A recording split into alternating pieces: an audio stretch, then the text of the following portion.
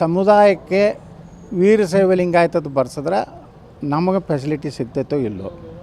ಇವ್ರು O B C ಬೇಡ್ತಾರೆ ಇವರೆಲ್ಲ ವೇದಿಕೆ ಮೇಲೆ. ಮತ್ತು ಯಡಿಯೂರಪ್ಪನವ್ರು ಯಾಕೆ ಮಾಡಲಿಲ್ಲ ರೀ? 4 ಸಲ ನಮ್ಮ ಪೂಜ್ಯ ತಂದೆಯವರು ಮುಖ್ಯಮಂತ್ರಿ ಆಗಿದ್ರು ಅಂತ ಹೇಳಿದ್ರು. ಪೂಜ್ಯ ತಂದೆಯವರ ಮಗನಾದ ಪೂಜ್ಯನೇ ತಾವು ಏಕೆ ವೀರಶೈವ ಲಿಂಗಾಯತರನ್ನ ಕೇಂದ್ರ ಸರ್ಕಾರಕ್ಕೆ ಹಿಂದುಳಿದ ಒ ಬಿ ಸಿಗೆ ಸೇರಿಸ್ಲಿಕ್ಕೆ ಕ್ಯಾಬಿನೆಟ್ ನಿರ್ಣಯ ಮಾಡಲಿಲ್ಲ.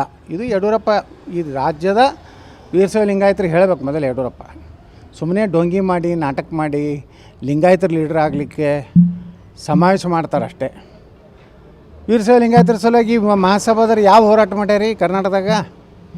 ಎಲ್ಲರೂ ದಂಡಿ ಕೂತಾರ. ಬರೇ ಒಬ್ಬ ಮುಖ್ಯಮಂತ್ರಿ ಆದವನು ಕರೆದು ಒಂದು 4,000 ಮಂದಿನ ಕೂಡಿಸೋದು, ಒಂದು ಮನವಿ ಪತ್ರ ಕೊಡೋದು, ಇಷ್ಟು ಬಿಟ್ಟರೆ ವೀರಶೈವ ಲಿಂಗಾಯತರಿಗೆ ಈ ಮಹಾಸಭಾದ ಏನು ಲಾಭ ಆಗೈತಿ? ಸಮುದಾಯಕ್ಕೆ ವೀರಶೈವ ಲಿಂಗಾಯತದ್ದು ಬರ್ಸಿದ್ರೆ ನಮಗೆ ಫೆಸಿಲಿಟಿ ಸಿಗ್ತೈತೋ ಇಲ್ಲೋ. ಇವ್ರು ಒ ಬಿ ಸಿ ಬೇಡ್ತಾರೆ ಇವರೆಲ್ಲ ವೇದಿಕೆ ಮೇಲೆ. ಮತ್ತು ಯಡಿಯೂರಪ್ಪನವ್ರು ಯಾಕೆ ಮಾಡಲಿಲ್ಲ ರೀ? 4 ಸಲ ನಮ್ಮ ಪೂಜ್ಯ ತಂದೆಯವರು ಮುಖ್ಯಮಂತ್ರಿ ಆಗಿದ್ರು ಅಂತ ಹೇಳಿದ್ರು. ಪೂಜ್ಯ ತಂದೆಯವರ ಮಗನಾದ ಪೂಜ್ಯನೇ ತಾವು ಏಕೆ ವೀರಶೈವ ಲಿಂಗಾಯತರನ್ನ ಕೇಂದ್ರ ಸರ್ಕಾರಕ್ಕೆ ಹಿಂದುಳಿದ ಒ ಬಿ ಸಿಗೆ ಸೇರಿಸ್ಲಿಕ್ಕೆ ಕ್ಯಾಬಿನೆಟ್ ನಿರ್ಣಯ ಮಾಡಲಿಲ್ಲ. ಇದು ಯಡಿಯೂರಪ್ಪ ಈ ರಾಜ್ಯದ ವೀರಶೈವ ಲಿಂಗಾಯತರಿಗೆ ಹೇಳಬೇಕು ಮೊದಲು. ಯಡಿಯೂರಪ್ಪ ಸುಮ್ಮನೆ ಡೊಂಗಿ ಮಾಡಿ ನಾಟಕ ಮಾಡಿ ಲಿಂಗಾಯತರ ಲೀಡರ್ ಆಗಲಿಕ್ಕೆ ಸಮಾವೇಶ ಮಾಡ್ತಾರಷ್ಟೇ. ವೀರಶೈವ ಲಿಂಗಾಯತರ ಸಲುವಾಗಿ ಮಹಾಸಭಾದ್ರೆ ಯಾವ ಹೋರಾಟ ಮಾಡ್ಯಾರಿ ಕರ್ನಾಟಕದಾಗ? ಎಲ್ಲರೂ ದಂಡಿ ಕೂತಾರ.